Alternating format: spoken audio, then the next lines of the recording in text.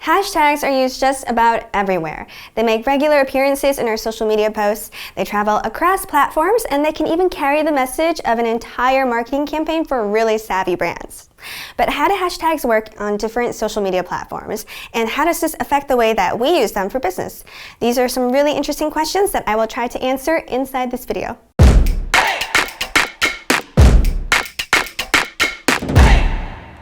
Hey, it's Gia from Brand24, and today I want to talk about hashtags, specifically the different ways that hashtags are used across various social media platforms like Twitter, Instagram, and Facebook.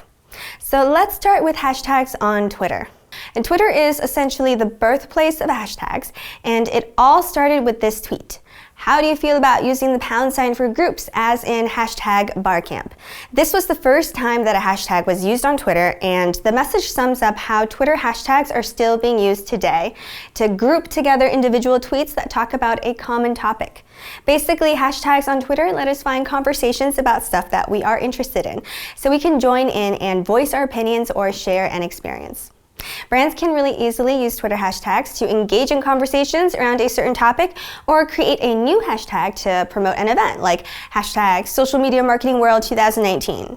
If you use a pre-existing hashtag, just make sure you take 5 minutes to see what it's about so you don't find yourself in hot water like DiGiorno Pizza did when they turned the Why I Stayed hashtag, featuring stories from domestic abuse survivors, into a joke about staying for pizza.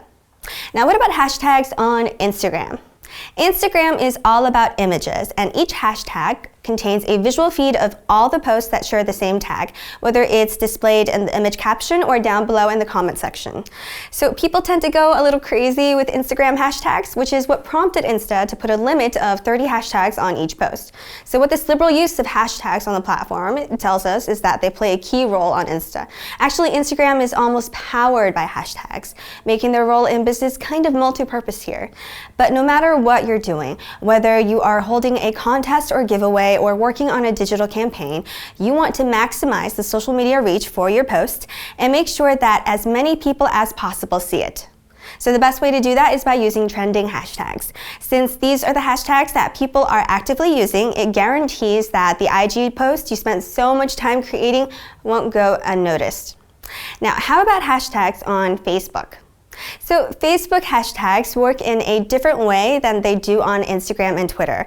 This is because Facebook itself is much more focused on people, including those with private profiles. So most people, they don't really use hashtags on Facebook unless it's to express some kind of emotion like, I've been trying to open this jar for the past 20 minutes, no luck, hashtag frustrated. And they don't really search for hashtags there either.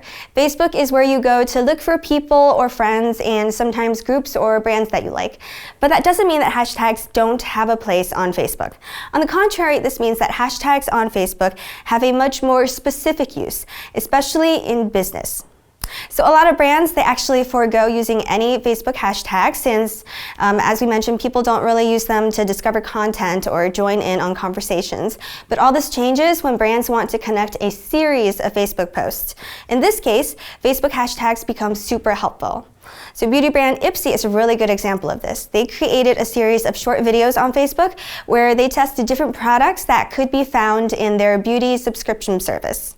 So even though each video featured a different product that could range from, foot peels to eyeliner tape, they were all connected by the hashtag #CrashTestBeauties. So anybody who watched one of their videos could just click on the hashtag and be taken to what is essentially a playlist of all the videos in that series, helping viewers discover even more Facebook content from Ipsy.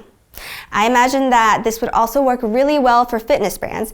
Just invent your own hashtag like Get Fit with Arnold or something a lot more clever, and create content that shows people the best exercises for different muscle groups, and then connect it all with your own hashtag to show them workouts for total body fitness.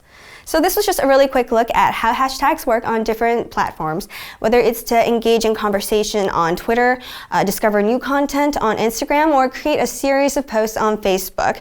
Of course, they're also used on other social media platforms like YouTube, LinkedIn, Reddit, and more, albeit in different capacities. But the number one tip that I have for you guys today is that if you use hashtags for business on any platform, remember to track them. See how many times they're used, where they're used, when they're used, and who is using them. I'll try to cover how you can track all of this in another video. And that is all we have time for today. If you have any questions, feel free to ask away in the comment section, or just let me know what else you want to learn about. And if you found this video helpful, remember to like, share, and hit that subscribe button to find out when the next video comes out, which will contain even more tips on how to do all things in social media and digital marketing. Thank you for watching. I hope you learned something useful, and I will see you next time. Bye.